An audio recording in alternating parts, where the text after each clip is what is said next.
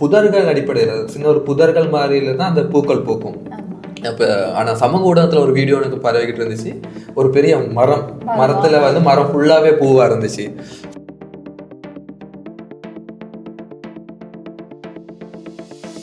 கடந்த சனிக்கிழமை நள்ளிரவில் முன்னாள் ஜனாதிபதி சந்திரிகா மண்டநாயக்க மொத்தம் காலம் சென்றான்னு சொல்லி ஒரு தகவல்.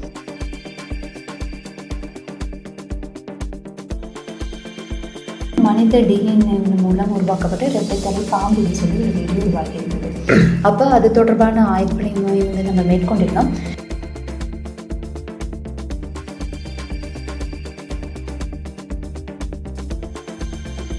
கிட்டத்தில் திருப்பியும் ஆரம்பிக்கப்பட்டுச்சு ஒரு யுத்தம் முடியும்னா ஒரு யுத்தம் ஆரம்பிது. ஆமாம், எங்கே நிறுத்துறாங்களோ மறுபடியும் இன்னொரு இடத்துல.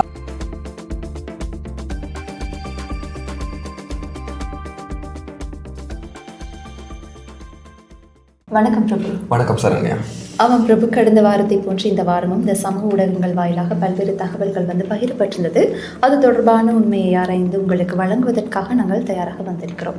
அதன் அடிப்படையில் பிரபு, இந்த வாரம் நான் முதலாவதாக பார்க்க இருக்கிற ஒரு விடயம் என்னன்னா, இந்த சமூக ஊடகங்களில் இந்த ஹோட்டல் சமவெளியில் ஒரு பூ ஒன்று போட்டுருந்தேன். நீங்கள் போன கிளம்பி ஒரு வழியாக போகிற சொன்னீங்க, போகல இங்கே இந்த கிளைமேட்டில் போக எல்லாது. ஆனால் சரி, நீங்கள் ஹோட்டல் பிளேஸில் போயிட்டு அந்த ஃப்ளவர் பார்த்துட்டு வந்துருப்பீங்க. போயிருந்தாலும் பார்த்துருக்கேன் எல்லாது. ஏன்னா அது வந்து அக்டோபரோட பூத்து முடிஞ்சிருந்தாங்க. ஆமாம்.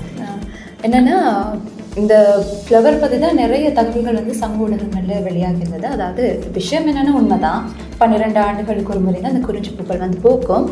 ஆனால் அதில் வெளியாகிருந்த காணொலிகள் வந்து ஒரு நிறைய ஃப்ளவர்ஸ் இருக்கிற மாதிரி, நிறைய மலர்கள் இருக்க மாதிரி தான் அந்த காணொலி. ஆமாம், அதில் சமூக வலைதளத்தில் ஏன்னா பேசும் பொருளாக இருந்துச்சு. அந்த 3 நாள் லீவ், அக்டோபர் 2nd வீக்கில் 3 நாள் லீவ் வந்தோன்னே எல்லாருமே வந்து ஹோட்டல் பிளேஸில் தான் உரலியாகவே நிரம்பி வளர்ந்துச்சு. காரணம் வந்து அந்த குறிஞ்சி மலர்கள் பார்க்குறதுக்கு. நான் 12 வருடத்துக்கு ஒரு முறை சொன்னேன் வந்து அடுத்த 12 வருடங்களுக்கு வரணும் யாராச்சும் இருப்பாங்க இல்லையா சொல்லிடாது. அதனால நிறைய பேர் வந்து அதை பார்க்க போயிருந்தாங்க.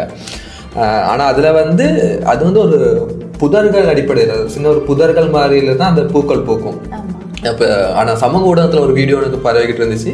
ஒரு பெரிய மரத்தில் வந்து மரம் ஃபுல்லாகவே பூவாக இருந்துச்சு. ஸோ நம்ம நிறைய பேர், அதாவது பிரதான ஊடகங்களாக இருக்கட்டும், நிறைய மிக பிரபலமான புகைப்பட கலைஞர்கள், மற்ற நிறைய பயனாளர்கள் வந்து போட்ட புகைப்படத்துக்கும் அதுக்கும் டிஃப்ரென்ஸ். அப்புறம் காணொலிகள் வந்து நிறைய காணொலிகள் அது தான் அந்த மாதிரியான பூக்கள் தான் பரவிருந்தது. ஆகவே இது வந்து உண்மையா அப்படின்னு சொல்லி நம்ம ஆராய்ந்ததில் ஏதாவது ஒரு விஷயம் வந்து தெரிய வந்தது. என்னன்னா, இந்த விஷயம் உண்மை, பூவெல்லாம் பூத்து தான் இருக்குது. ஆனால் வெளியான காணொலி வந்து பிள்ளையான ஒரு காணொலி. இந்த காணொலி வந்து சீனாவில் பூக்கக்கூடிய ஒரு பூ. அதாவது உண்மையிலுமே வந்து இந்த பூ வந்து பூக்குது சீனாவில் இருக்கிற நிக்கோபோவில் இருக்கிற ஒரு மலைத்தொடரில் பூக்கக்கூடிய ரொடோடென்ட்ரோன் அப்படின்ற ஒரு பூ தான் இந்த காணொலியில் வந்து காணப்பட்ட பூ.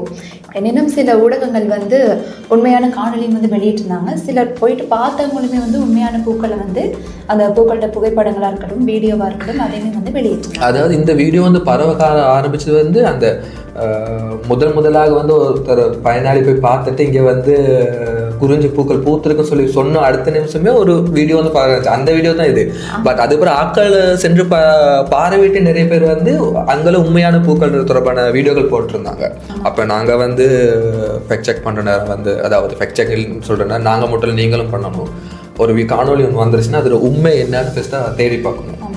அதன் அடிப்படையில் தான் பிரபு இந்த பூ சம்பந்தமாக வந்து நம்ம தேசிய தாவரவியல் பூங்காவின் முன்னாள் பணிப்பாளர் வெந்தும் தொடர்பு கொண்டு கட்ட போதும் அவரும் தெரிவிச்சிருந்தார். என்னன்னா, குறிஞ்சி பூக்கள் வந்து இலங்கைக்குரிய பூக்கள், அதாவது இலங்கை, இந்தியா, அதே போன்ற ஆசிய நாடுகளில் வந்து பூக்கக்கூடிய பூக்கள். ஆனால் இந்த காணொலியில் காணப்படுறது வந்து இலங்கை குறித்தான பூ கிடையாது. இது வந்து சீனாவில் வளரக்கூடிய ஒரு பூ.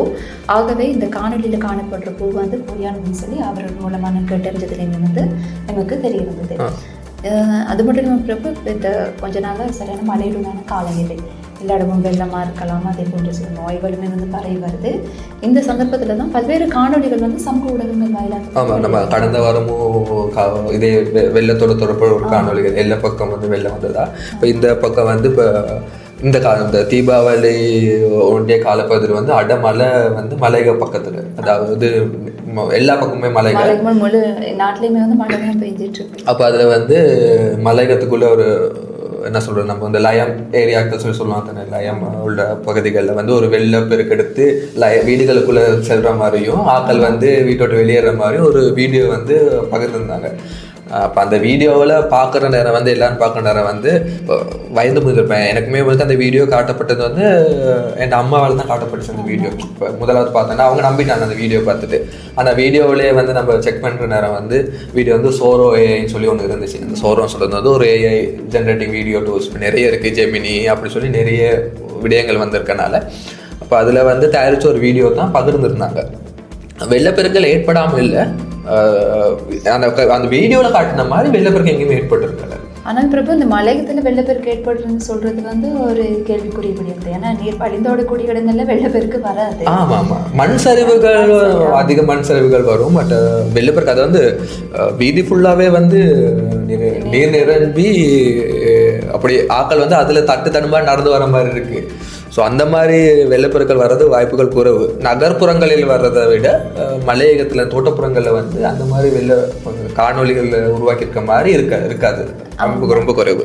ஆகவே நம்ம ஆராய்ச்சியில் வந்து இதுவுமே வந்து ஒரு ஏஐயால் உருவாக்கப்பட்ட ஒரு ஏஐ எந்த அளவுக்கு தாக்கத்தை ஒவ்வொரு சிச்சுவேஷன் வரக்குள்ளேயே ஏஐ மூலமான விடயங்கள் வந்து அதிகமாகவே பரவப்படுது. ஏன்னா இப்போ நிறைய ஆட்கள் வந்து சமூக வலைத்தளங்களில் வந்து அவங்களோட பிரசித்திக்காக இல்லாட்டி அவங்க பயன்படுத்துகிற அந்த கணக்குகளில் வந்து மக்களிடையே கொண்டு சேர்க்கறதுக்காக நிறைய பேர் வந்து இந்த ஏஐ தொழில்நுட்பத்தை பயன்படுத்துகிறாங்க. நிறைய பேர் நல்ல விதமாக பயன்படுத்துகிறாங்க. அதே மாதிரி அது வந்து சில ஆட்கள் வந்து அந்த பிரசித்திக்காக பயன்படுத்த நேரம் அதனால தாக்கங்கள் வந்து மற்ற பக்கத்துலேயும் இருக்குது. ஆமாம், இது தெரியாத தொழில்நுட்பம் தெரியாதவங்களுமே வந்து இதில் வந்து பாதிக்கப்படுறாங்க இல்லையா? ஆமாம், கடந்த சனிக்கிழமை நள்ளிரவில் முன்னாள் ஜனாதிபதி சந்திரிகா மண்டநாயக்க காலம் சென்றான்னு சொல்லி ஒரு தகவல். நானும் முக்கிய ஞாயிற்றுக்கிழமை காலையில் சரண்யா எலும்பினதோட ஃபோன் எடுத்தோன்னு முதலாவது பார்த்தது வந்து செத்துட்டாங்கன்னு சொல்லி நானுமே வந்து அதிர்ச்சி அடைஞ்சிட்டேன். ஏன்னா காலையில் அந்த செய்தி அப்போ நான் அதை பார்த்துட்டு நானும் நம்பினே வந்து வாய்ப்பு இல்லை. ஏன்னா ஒரு விஷயம் வந்து நடந்துருந்துச்சுன்னா முதலாவது எனக்கு நடந்துருச்சோன்னு சொல்லி ஒரு டவுட். அண்டு அதுக்கு பிறகு நான் வந்து அது தொடர்பாக நம்ம தேடுறதுக்கு முற்பட்டோம். உண்மையிலுமே பிரபு இந்த முன்னாள் ஜனாதிபதிகள் அப்படி இல்லாட்டி ஒரு அரசியல் பிரமுகர்கள் வந்து இருந்திருந்தா அது வந்து இந்த உள்நாட்டில் இருக்கிற மீடியாக்களில் வந்து பெரிய ஒரு நியூஸ் ஆகியிருந்திருக்கும். டக்குன்னு ஒரு பரவலான செய்தி. நாங்களும் இப்போ நான் வந்து எடுத்தோடனே நான் வந்து அவங்களோட ஊடகங்களை தொடர்பு கொண்டு அவங்களோட ஊடகத்தை தொடர்பு கொண்டு கிடைக்கல. இப்போ நான் வந்து பிரபல அரசியல்வாதிகள் இரக்கங்கள் தெரிவிச்சிருப்பாங்க, அப்படியெல்லாம் தேடி பார்க்கணும் யாருமே அப்படி போட்டு எதுலேயுமே இருக்கல. அதாவது பிரதான ஊடகங்கள் சிங்கள ஊடகங்களை முதலாவது தேடி பார்த்தேன். ஏன்னா தமிழ் ஊடகத்தில் ஒன்று போகுதுன்னா அது சிங்கள ஊடகங்கள் கண்டிப்பாக போனால் சிங்கள ஊடகம் எங்கேயும் போகலை. அதுக்கு பிறகு பிரதான ஊடகவியலாளர்கள் பிரபல ஊடகங்களை பார்த்தா அவங்க யாருமே போட்டல. அதுக்கு பிறகு தான் அவங்கள தொடர்பு கொண்டு ஊடக தொடர்பு கேட்குற நேரம் அவங்க வந்து ஆரோக்கியமாக தான் இருக்காங்க, அப்படி எதுவுமே நடக்கலை. அதுக்குள்ளே அவங்கள வந்து சாவடிச்சிட்டாங்க. தீபாவளிக்கு முன்னுக்கு அவங்கள கொண்டுட்டாங்க. அதான் என்ன நோக்கத்துக்காக இதெல்லாம் செய்கிறாங்கன்னு தெரியல. இதையுமே வந்து ஆராயமா வந்து எல்லாரும் ஷேர் பண்ணிட்டு தான் இருக்கிறாங்க. இன்னுமே வந்து படிச்சவங்களா இருக்கலாம், படிக்காதவங்களா இருக்கலாம். ஏன்னா இதுல முன்னாள் ஜனாதிபதி சொல்லி நிறைய பிரதான ஊடகங்கள் இல்லை, சின்ன சின்ன ஊடகங்கள் சமூக வலைத்தளங்களை ஊடகங்களை வச்சு செய்கிற நிறைய ஊடகங்கள் வந்து இதை வந்து உண்மைன்னு பரப்பியிருந்தாங்க. அண்ட் பரப்பிட்டு கொஞ்ச நேரத்தில் வந்து அவங்க அதே ரிமூவ் பண்ணிட்டு முதல் தகவல் போலின்னு சொல்லி அவங்களே போஸ்ட் போடுறாங்க. என்னதுக்கு இப்படி ஆராயாம வரும் ஊடகம்னா எப்படி இருக்கணும், பொறுப்பு வாய்ந்ததா இருக்கணும். ஆனால் இந்த எதையுமே இல்லாமல் ஒரு வியூஸுக்காக அது உண்மையான காரணம் வந்து ஆட்கள்கிட்ட வந்து கொண்டு சொல்லி இந்த மாதிரி ஒரு வீடியோ ஜனாதிபதி அது மாதிரி செத்து போயிட்டோம் சொன்னால் வந்து அது பேசும் பொருள் இல்லை, பொய்ய சொல்லி சரி ஃபேமஸ் ஆகணும். அதுதான் அந்த பொய்ன்னு சொல்லி ஒரு விஷயத்த வந்து அந்த அவங்களோட வியூவர்ஷிப்புக்காக அவங்களோட பிரபலத்துக்காக ஒரு விடயத்தை வந்து போலியாக செஞ்சு யாராச்சும் ஒரு சின்னவராக செஞ்சு போட்டிருப்பாங்க. அது வந்து தொடர்ந்து இதாகிருச்சு. அடுத்த ஒரு விஷயம் பிரபு, இந்த நம்ம ஏஐ பற்றி பேசிகிட்டு இருக்கோம், தொடர்ந்தும் அதே தான் வந்துட்டுருக்கோம். ஒரு காணொலி வந்து வெளியாகி இருந்தது என்னன்னா, மனித டிஎன்ஏ மூலம் உருவாக்கப்பட்ட இரட்டைத்தலை பாம்புன்னு சொல்லி ஒரு வீடியோ உருவாக்கி இருந்தது. அப்போ அது தொடர்பான ஆய்வுகளை வந்து நம்ம மேற்கொண்டிருந்தோம். இப்போ உண்மையாக வந்து ரிசர்ச்சர்ஸ் வந்து மனிதர்கள் வச்சு செய்யறதுக்கு வந்து முடியாது. மனித டிஎன்ஏ வச்சு எப்படி செய்வாங்கன்னா அப்படி அப்போதான் நம்ம டிஎன்ஏ வச்சு மனித டிஎன்ஏல வந்து ஆராய்ச்சிகள் நடக்குது.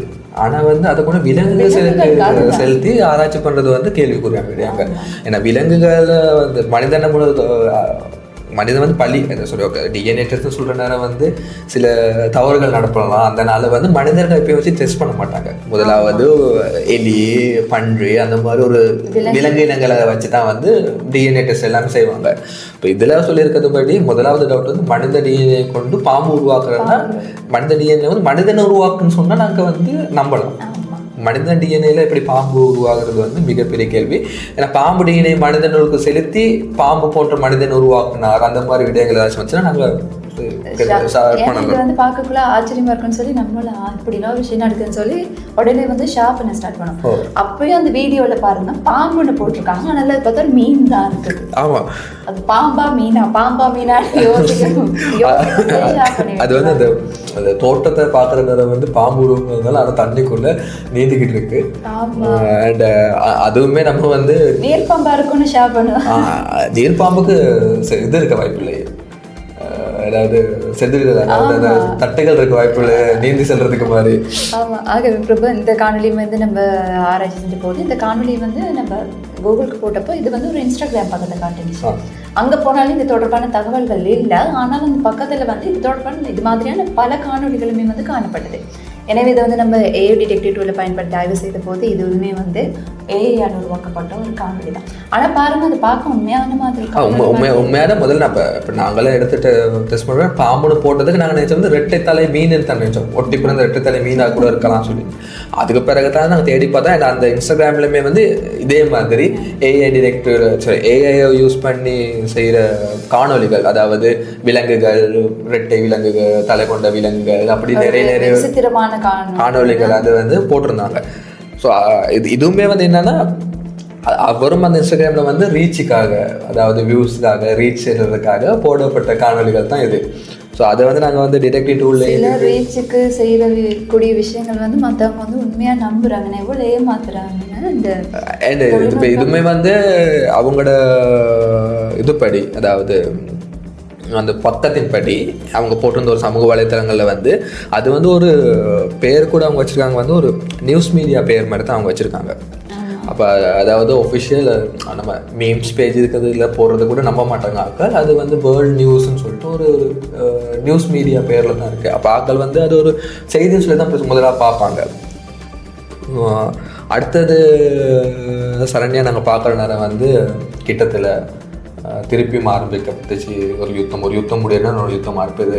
எங்க நிறுத்துறாங்களோ மறுபடியும் இன்னொரு இடத்துல இப்போ காசா இஸ்ரேல் யுத்தம் முடிஞ்சிருச்சுன்னு சொல்லி நாங்கள் சந்தோஷப்படுற நேரம் அங்கே உயிரிழப்புகள் குறையும் சொல்ற நேரம் மற்ற பக்கம் திருப்பி அங்கிட்டு பாகிஸ்தான் ஆப்கானிஸ்தான் யுத்தம், அதுலேயும் வந்து நிறைய பிரபலமான கிரிக்கெட் வீரர்கள் கூட வந்து உயிரிழந்து வந்தாங்க. அது வந்து கவலைக்குரிய விடயங்கள்.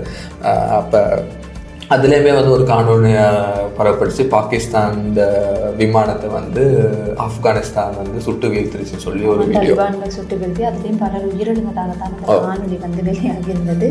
உண்மையிலேயுமே வந்து இப்படி ஒரு நியூஸ் வந்திருந்தா பிரபு அதை வந்து பிரதான ஊடகங்கள், சர்வதேச ஊடகங்கள் ஒரு பெரிய செய்தியாக இருந்திருக்கும்.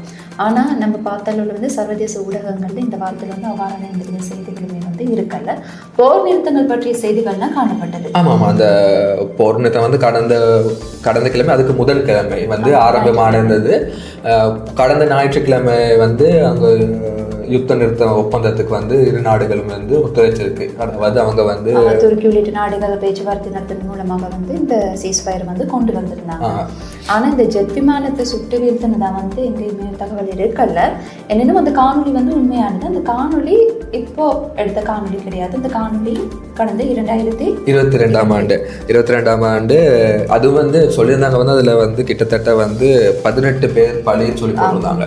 ஆனால் அந்த ஜெட் விமானம் வந்து 20 செல்லக்கூடிய வந்து பயிற்சி விமானம், இராணுவத்தில் வந்து விமானிகள் பயிற்சி எடுக்கிற ஒரு பயிற்சி விமானம்.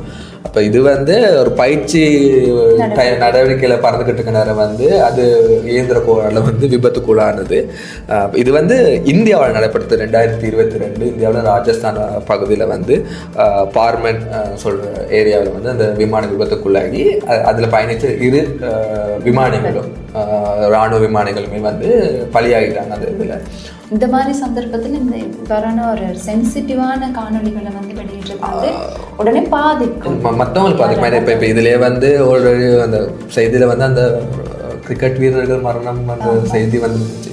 இப்போ அதிலே ஆல்ரெடி ஆட்கள் இதில் இருக்க நேரம் வந்து இந்த தகவல் உண்மைன்னு தான் நம்புவாங்க. ஆமாம் சுட்டு வீழ்த்தியிருப்பாங்க. கிரிக்கெட்லேயுமே ஒரு வாரன் போயிட்டு தான் இருக்குது. அதுவுமே வந்து எல்லாருக்கும் தெரியும். பாகிஸ்தான் இருக்கலாம், இந்தியா இருக்கலாம். இந்த மாதிரி சந்தர்ப்பத்துலேயும் வந்து இந்த கிரிக்கெட் வீரர்களை மையப்படுத்தி அதே மாதிரி இந்த போர்களை மையப்படுத்தி இப்போ இத்தனை பேர் பலி அப்படின்னு சொல்லி ஒரு உயிரிழக்கிறத வந்து என்ஜாய் பண்ணுற மாதிரி போடுறாங்களா எப்படின்னு தெரியல. இல்லை அவங்களோட எல்லாமே எல்லாத்தையும் காரணம் வந்து இப்போ உள்ள யுகத்தில் வந்து சோஷியல் மீடியாவில் இன்ஃப்ளூயன்ஸிங் வந்து கூட, அதாவது சமூக வலைத்தளங்கள் வந்து மக்களிடையே ரொம்ப வேகமாக சென்றுச்சு. முதல்ல வந்து ஒரு செய்தி வரணும்னா நீங்கள் வந்து செய்தித்தாள் அடுத்த நாள் பிரிண்ட் ஆகி வரணும். ஏன்னா எல்லா வீட்லேயும் டிவி இருக்காது, ரேடியோ இருக்காது. சில வீடுகள் தான் டிவி ரேடியோ. ஸோ செய்தித்தாள் வரத்தட்டிக்கு பார்த்துருக்கணும். அப்போ செய்தித்தாள் சொன்னவர் வந்து அவங்க உண்மையை அவங்க அந்த டைம் வந்து ஆராய்ச்சி பார்த்து தான் செய்தித்தாள் வரும். இப்போ அதனால வந்து அந்த டைம்ல வந்து போலியான தகவல் போகிறது ரொம்ப குறைவு. இப்போ சமூக வலைத்தளங்கள்ன்றது ஊடகங்கள் மேலே அதிகமாகவே வந்து இருந்த ஒரு காலம். அதுக்கு பிறகு டெலிவிஷன் ரேடியோலாம் வேற. ஓகே, இப்போ இந்த மொபைல் ஃபோன் வந்ததோ, சமூக வலைத்தளம் வந்த பிறகு நிறைய புது ஆட்கள் எல்லாம் ஆரம்பத்துலேயும் அப்படி இருக்கல. இந்த தொழில்நுட்ப வளர்ச்சியோட தான் இந்த மாதிரியான நிறைய விஷயம். இப்போ எல்லாமே கையிருக்க தொலைச்சி வச்சுருக்க எல்லாருமே இப்போ ஜேர்னலிஸ்ட், அதாவது அவங்க வந்து ஊடகவியலாளர்கள் ஆகிட்டாங்க. ஸோ அவங்களுக்கு கிடைக்கிற விடயங்களை வந்து ஆராயிறதுக்கு குறைவு. அதாவது உண்மையை ஜேர்னலிஸ்ட்னு சொல்கிற நேரம் வந்து ஆராய்ச்சி பார்த்துட்டு தான் ஒரு செய்தியை வந்து ஒரு கால 2 கன்ஃபர்மேஷன் பண்ணிட்டு தான் அவங்க வந்து செய்தியை எழுதுவாங்க. வேண்டியவர்களாக இருக்கணும். அந்த சமூக வலைத்தளங்கள் கையில் இருக்குதுன்னு சொல்லி நாங்கள் கிடைக்கிற விடயங்களை பகிரக்கூடாது. கிடைக்கிற விடயங்களை வந்து நாங்கள் வந்து எடுத்த உடனே ஓகே இதில் போட்டிருக்க தகவல் உண்மையா, அதில் வந்து போட்டிருந்த நபர் வந்து உண்மையான விடயங்கள் பகிர்றவரா, அப்படி கூட நம்ம எடுத்து போடணும். ஏன்னா இப்போ வாட்ஸ்அப்னு சொல்லி வந்துருச்சு. வாட்ஸ்அப்புக்கு எல்லா மெசேஜுமே வந்துடும். வந்து ஃபேஸ்புக்னு சொல்லிருந்துச்சு, அந்த காலம் போயிட்டு வாட்ஸ்அப் வந்துச்சு. வாட்ஸ்அப்புக்கு எல்லாமே வந்துடும். இப்போ வாட்ஸ்அப்பில் குரூப்பில் வரது எல்லாமே வந்து நம்பன்னு சொல்ல இயலாது. ஏன்னா சில போலியான தகவல் வரும், அப்படி இல்லாட்டி தவறான தகவல் வரும். போலியை விட அவங்க வந்து அந்த அவசரத்தில் பகிர்ந்துட்டு போகிறத வந்து சில போலியான தகவல்கள், அதாவது தவறான தகவல்கள் வரும். அதனால வந்து சமூக வலைத்தளங்களை பயன்படுத்தும் எல்லாருமே, இந்த காணொலியை பார்க்குற நீங்களமாக இருக்கட்டுமே, நீங்களும் பொறுப்பு கூறிய வேண்டிய நபர்கள் தான். உங்ககிட்ட ஒரு தகவல் வருதுன்னா அந்த தகவலை வந்து உண்மை சரி பார்த்துட்டு அது தொடர்பாக ஆராய்ந்து பார்த்துட்டு நீங்கள் வந்து மக்களுக்கு பகிர்ந்தளிக்கிறது வந்து உங்களோட கடமை. இப்படி உங்களுக்கு இந்த உண்மையாலுமே வந்து இதை சரிபார்க்க டைம் இல்லை, அப்படி இல்லாட்டி இப்படி சரிபார்க்க தெரியல அப்படின்னு யோசிச்சிங்களா இருந்தால் அந்த மாதிரி விடயங்கள் வந்து நீங்கள் வந்து எங்களுக்கு தெரிவிக்கலாம். தெரிவிக்க வேண்டிய தொலைபேசி இலக்கம் பிரபு 077-151-4696. அதே போன்று இதே தொலைபேசி இலக்கத்திற்கு நீங்கள் வாட்ஸ்அப் மூலமாகவும் அறிவிக்க முடியும். அது மாத்திரமல்ல, ஃபேக்ட் கிரசெண்டோ ஸ்ரீலங்கா என்ற வாட்ஸ்அப் சேனலை வந்து நீங்கள் ஃபாலோ செஞ்சு வச்சுட்டிங்களா இருந்தால் உங்களுக்கு இது தொடர்பான தகவல்களை வந்து உடனுக்குடன் வழங்கக்கூடியதாக இருக்கும். அதே போன்ற இந்த சமூக வலைத்தளங்கள் ஃபேஸ்புக், யூடியூப், டிக்டாக், இன்ஸ்டாகிராமிலும் கூட தற்போது ஃபேக்ட் கிரசெண்டோ ஸ்ரீலங்கா மொழிகளிலும் வந்து காணப்படுது. இது தொடர்பான குறுகிய அதே போன்ற நீண்ட காணொலிகளையும் வந்து உங்களுக்கு பார்வையிடக்கூடியதாக இருக்கும். எமது இணையதளம் வந்து srilanka.factcrescendo.com/tamil என்ற இணையதளத்தில் வந்து நீங்கள் எங்களோட ஆய்வறிக்கைகளை பார்க்கலாம். மற்றும் எங்களோட அனைத்து சமூக வலைத்தளங்கள்லையுமே உங்களுக்கு வாட்ஸ்அப் மட்டும் பண்ண தேவையில்லை. நீங்கள் வந்து ஃபேஸ்புக்கில் கூட நீங்கள் வந்து எங்களுக்கு ஒரு தகவல் வந்துச்சுன்னா நீங்கள் ஃபேஸ்புக் பேஜு கூட நீங்கள் அனுப்பலாம். அது மாதிரி இன்ஸ்டாகிராமில் கூட நீங்கள் வந்து எங்களுக்கு அனுப்பி வைக்கலாம். இப்போ இந்த மாதிரி தகவல்கள் வந்து நீங்கள் உங்களுக்கு சரிபார்க்க முடியாட்டி, இல்லாட்டி நீங்கள் வந்து இது வந்து சில வேளை உண்மையாக இருக்குமோ என்று நீங்கள் சந்தேகிக்கிற மாதிரி விடயங்கள் இருந்தாலுமே நீங்கள் எங்களோட சமூக வலைத்தளங்கள் மற்றும் வாட்ஸ்அப்புக்கு நீங்கள் சென்ட் பண்ணிங்கன்னா நாங்கள் அது தொடர்பாக ஆய்வினை சென்று உங்களுக்கு வந்து அறிக்கைகள் நாங்கள் சமர்ப்பிப்போம். ஆமாம் பிரபு. ஆகவே மற்றும் ஒரு நிகழ்ச்சியில் மீண்டும் சந்திப்போம். வணக்கம். வணக்கம்.